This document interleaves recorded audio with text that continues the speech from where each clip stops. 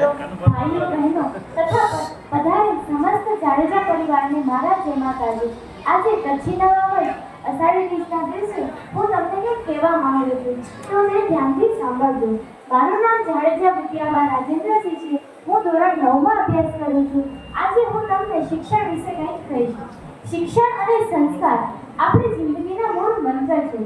શિક્ષણ આપણને ક્યારે નંબર નથી દેતું અને સંસ્કાર આપણને ક્યારે પડવા નથી દેતા.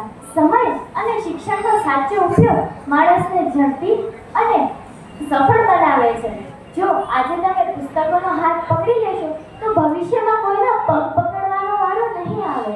જો તમારી પાસે 2 રૂપિયા હોય તો તેમાંથી 1 રૂપિયાની પુસ્તક અને 1 રૂપિયાની રોટલી લેજો, કારણ કે રોટલી તમને જીવિત રાખશે અને પુસ્તક તમને જીવતા શીખવાડશે. વાંચવાનો કોઈ દિવસ બંધ ના કરવું, કારણ કે વાંચવામાં લગાડેલો થોડો સમય પણ બહુ મોટો ફાયદો કરાવી જાય છે. શિક્ષણ ભલે ગમે તે પ્રકારનું હોય, તે કોઈ દિવસ વ્યર્થ નથી જતું. વિદ્યાર્થીનું જીવન એની દૈનિક ક્રિયાઓમાં જ છુપાયેલું હોય છે. જો તમને તમારું જીવન અને ભવિષ્ય બદલવું હોય તો તમારી દૈનિક ક્રિયાઓમાં પણ સુધારો કરવો પડશે. દીકરીઓ તો ફક્ત તમારા ચૂકવેલ ફીસની રિસીપ્ટ છે સાહેબ. તમારું ખરું જ્ઞાન તો એ જ છે જેનાથી તમારી કાબિલિયતને ચમક વધી જાય. દરરોજ નવું શીખવાની આદત રાખવી જોઈએ. પુસ્તકોમાં એટલો બધો ખજાનો છુપાયેલો છે કે જેને ચોર પણ ચોરી નથી શકતો. આપણો ભારત દેશ કેટલો મહાન છે. આખી દુનિયામાં ફક્ત ભારત જ એવો દેશ છે જ્યાં ભૂલથી પણ પુસ્તકને પગ અડી જાય તો તેને નમસ્કાર કરવામાં આવે છે.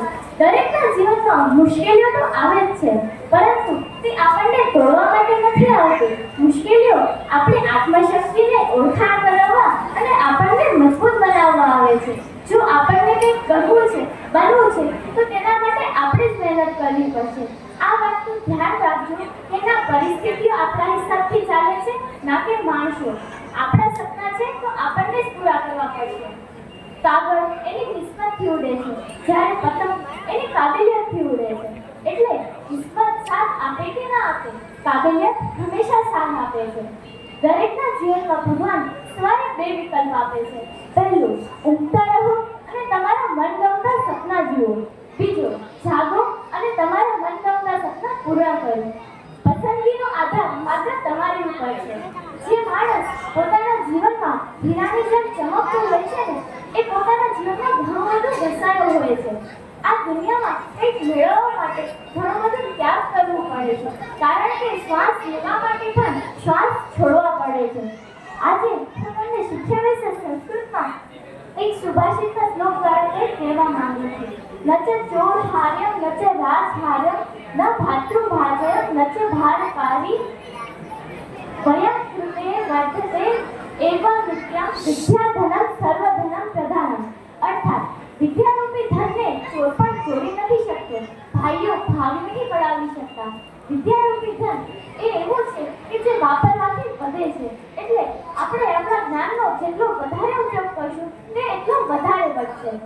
હું દરેક માતા પિતાને કહેવા માંગુ છું કે પોતાના બાળકોને સ્વતંત્રતા સાથે સંયમ અને શિસ્તનું ઉદાહરણ પણ આપવું જરૂરી છે. સંપત્તિ અને જાયદાદ સાથે તેમનામાં શિસ્ત, સંયમ, પરોપકાર, સંવેદના જેવા પણ ગુણોનું, જેવા સંસ્કારોનું સિંચન કરવું એ દરેક માતા પિતાની જવાબદારી છે. જ્યારે દરેક બાળક આ રીતનું પાલન કરશે ત્યારે તે પોતાના રાષ્ટ્ર અને સમાજ નિર્માણ માટે તે પોતાનું સારું યોગદાન આપી શકશે.